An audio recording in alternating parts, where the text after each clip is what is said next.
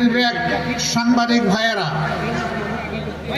শহীদ পরিবারের গর্বিত সদস্যবৃন্দ, সাম্প্রতিক আন্দোলনে এবং বিগত স্বৈর শাসন আমলে যারা আহত পঙ্গু হয়েছেন সেই সমস্ত সংগ্রামী সাথীরা, আল্লাহ তাবারক ওয়া তাআলার শুকরিয়া আদায় করছি যে আল্লাহ তাআলা মুক্ত পরিবেশে আজকে আমাদেরকে এখানে একত্রিত হওয়ার তৌফিক দান করেছেন।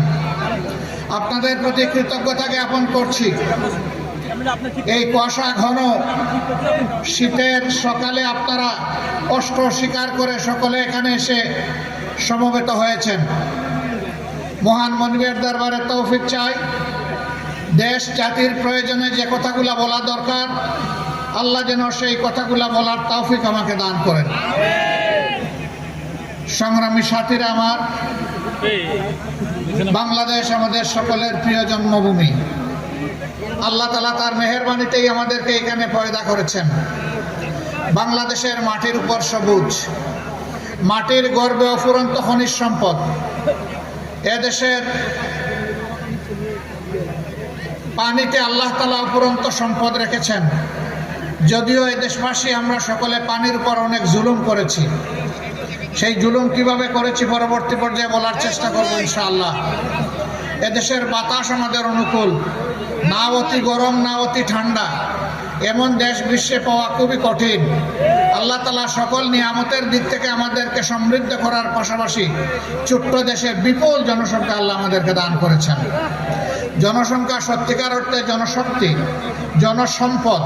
যখন এই জনসংখ্যাকে সঠিকভাবে গড়ে তোলা হয় আর যখন এই জনসংখ্যাকে প্রকৃত শিক্ষা প্রশিক্ষণ দেওয়া না হয়, তখন জনসংখ্যা একটা দেশের আপদে পরিণত হয়, তখন এটার সম্পদ থাকে না। আমরা আমাদের জনসংখ্যাকে জনশক্তিতে পরিণত করতে চাই ইনশাআল্লাহ। তারা এদেশের মুক্তিযুদ্ধ এবং স্বাধীনতাকে নিজেদের মৌরসি তালুক মনে করতেন। তারা চেতনার কথা বলতেন। চেতনার কথা বলে বলে এই জাতিকে তারা লুণ্ঠন করেছেন, গণহত্যা চালিয়েছেন। তাদের সন্তানেরা আকাম কুকাম করে ধর্ষণের সেঞ্চুরি পালন করেছে। দেশের সম্পদ লুণ্ঠন করে তারা বিদেশে পাচার করেছেন। শুধু তাদের এই গত 15.5 বছরের আমলে যার হিসাব বের হয়ে এসেছে 26 লক্ষ কোটি টাকা, যা বাংলাদেশের বার্ষিক বাজেটের প্রায় 5 গুণ। দেশের সম্পদ শুধু বিদেশে যা পাচার করেছেন, আর দেশে যেখানেই তাদের হাড়িতে হাত ঢুকছে সেখানেই টাকার খনি। এই টাকা এরা পেল কোথায়? আমার একজন সম্মানিত সহকর্মী বলে গেছেন, তৎকালীন প্রধানমন্ত্রীর পিয়নের অ্যাকাউন্টে ছিল 450 কোটি টাকা। পিয়নের যদি এত টাকা হয়, মালিকের কত টাকা? হ্যাঁ, মালিকের টাকাও বের হয়ে আসতেছে। আপনাদের একেবারেই নিকটে রূপপুর পারমাণবিক কেন্দ্র, এখান থেকে মালিকের পরিবার শুধু একটা প্রকল্প থেকে 57,000 কোটি টাকা চুরি করেছে।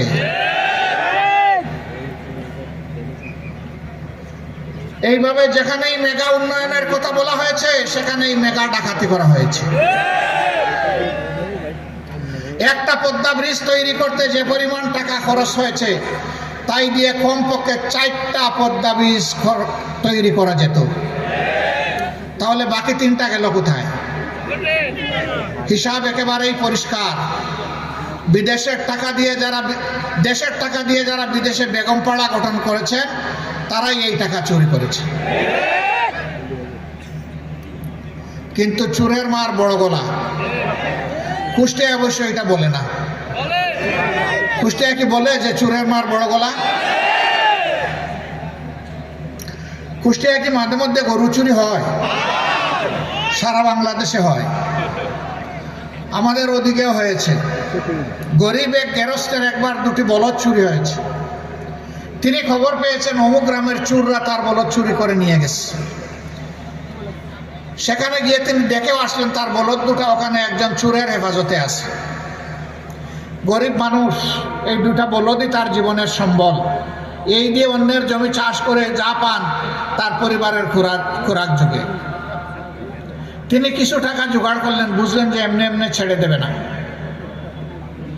গেছেন চুরের বাড়ির এলাকায় গিয়ে শুনলেন যে চুরের বৃদ্ধ মা জীবিত আছে। ওই বাড়িতে গিয়ে নিজের পরিচয় না দিয়েই বললেন যে আমি আপনার একজন সন্তান, আপনি আমাকে সাহায্য করেন। তো জিজ্ঞেস করলেন তুমি কিভাবে আমার সন্তান হও? বলে আমি আপনার সন্তানের মতোই একজন। আপনার সন্তানেরা আমার দুটি বলদ নিয়ে এসেছে, আমি কষ্ট করে কিছু টাকা পয়সা হাতে নিয়ে এসেছি। আমি জানি না ওনারা কত চাহিদা জানাবেন, ওই চাহিদা অনুযায়ী আমার দেওয়ার কোনো সুযোগ নাই, আমার সম্বল নাই। আমি দাঁড় দেনা করে কিছু টাকা এনেছি, আপনি যদি মা হিসাবে আমাকে একটু সাহায্য করতেন। ওই মহিলা বলতেছে বাবা এখন তো পায়ে ধরে মা বলতেছো, আমার সন্তানটা যদি গরুর রসি সহ ওখানে দরা খাইতো 2-4 টাকা কম দিতা, তখন তো পিঠের উপরে সবগুলো একসাথে বসাইয়া দিতা। এমনকি অনেক জায়গায় তো গণপিটুনিতে জীবনও যায়, তখন যেমন তুমি কোনো কমতি করতে না, এখন পুরা হিসাব করে দিয়ে যাও এটা যারা চায়। এরাই বলে চুরের মার বড় গলা। এরা বিভিন্ন প্রকল্প থেকে কন্ট্রাক্টর নিয়োগ করেছে নিজের দলের লোকদেরকে দিয়ে, বলেছে বেটা তুমি যদি আমার দলের না হতা এটা পেতা না, যেহেতু তুমি পেয়েছো এতটুকু আমার আর এতটুকু তোমার, এরপরে যা বড় কাজ করো। প্রত্যেকটা প্রকল্পে এই কাজ করেছে। আমি আর মামু মিলে কারবার চালাইছি, এর বাইরে যায়নি। এইভাবে তারা দেশটাকে ফুকলা করেছে। সবচাইতে শক্তিশালী ব্যাংক ছিল এদেশের আপামর জনগণের ব্যাংক ছিল, জাতি ধর্ম বর্ণ নির্বিশেষে ব্যাংক ছিল ইসলামী ব্যাংক বাংলাদেশ লিমিটেড।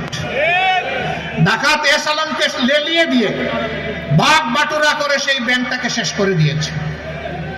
আমরা শুনেছি এই ব্যাংকের টাকা চুরি করেছে শেখ হাসিনার বোন শেখ রেহানা, একই পরিবার। এখন এই চুরির দায়ে তারা লন্ডনেও ধরা খেয়েছে।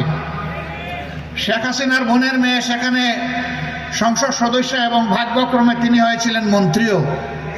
এখন তিনি দুর্নীতির দায়ে সেখানে দুর্নীতি দমন কমিশন তাকে জিজ্ঞাসাবাদ করছে। এটা বাংলাদেশ এবং জাতির জন্য লজ্জা। আমাদের লজ্জা হলে কি হবে, ওদের কোনো লজ্জা নেই। ওদের কাছে সম্পদ এবং টাকাই বড় কথা। অথচ তারা বলতেন মা হারিয়েছি, বাপ হারিয়েছি, ভাই হারিয়েছি, সব হারিয়েছি, এদেশে আমার পাওয়ার কিছু নাই, আমার কলিজা আমার হৃদয় বাংলাদেশের জন্য। কথা খুব সুন্দর, কিন্তু তিনি ছাড়া তার পরিবারের জীবিত কোনো সদস্য বাংলাদেশে থাকতেন না। তিনি ছাড়া তার পরিবারের কোনো সদস্য, তার ছেলে, তার বোনের মেয়ে এবং ছেলে, তাদের জন্য বাংলাদেশের কোনো ছেলে এবং মেয়ে তাদের পছন্দ হয় নাই। 2জন বিয়ে করেছে, 2জন খ্রিস্টান মেয়ে, 1জন বিয়ে করেছে একটা ইহুদি ছেলেকে। কোনো অসুবিধা নাই, তারাও মানুষ। তো বাংলাদেশকে এত ভালোবাসেন, 2-1টা মেয়ে ছেলে এখানে ভালোবাসতে পারলেন না। এই তাদের ভালোবাসার নমুনা। বাংলাদেশ ছিল তাদের ইনকাম সোর্সের জায়গা, আর তাদের কলিজা ছিল বিশ্বের অন্য জায়গায়।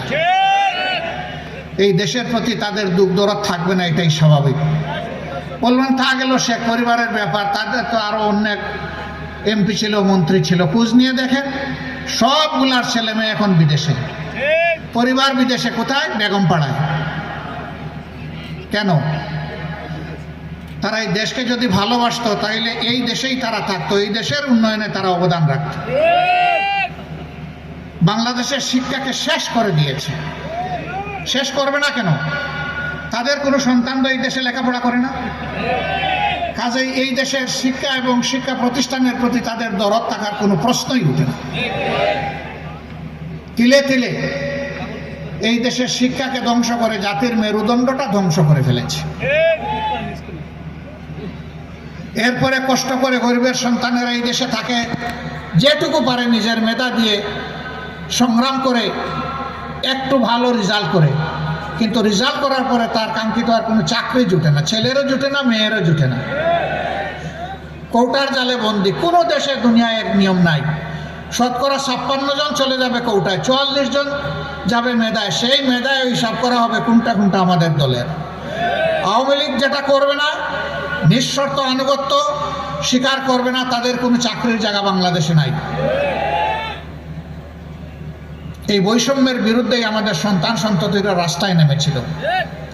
তারা বলেছিল কোটার সংস্কার করো, বিলুপ্তি নয়। মুক্তিযোদ্ধা পরিবারকে আমরা সম্মান দেখাতে চাই, আরো কিছু পিছিয়ে পড়া গোষ্ঠীকেও আমরা সম্মান দেখাতে চাই, কিন্তু সেটা হবে ন্যায্যতার ভিত্তিতে। আমরা অন্যায় কিছু মেনে নেব না। আর 18 সালের গুছা করে আন্দোলনের পরে বললেন যা আর কোনো কোটাই রাখবো না। আবার কায়দা করে আদালতের মাধ্যমে পুরা কোটা আগের মতো ফিরিয়ে নিয়ে আসলেন। ছাত্র সমাজ বুঝলো যে তাদের সাথে এটা ধোঁকাবাজি করা হয়েছে, তাই এবার তারা আন্দোলনে নেমেছিল। তাদের ধারণা ছিল জামাতে ইসলামীকে ক্ষতি করেছে, এদেশের সেনাবাহিনী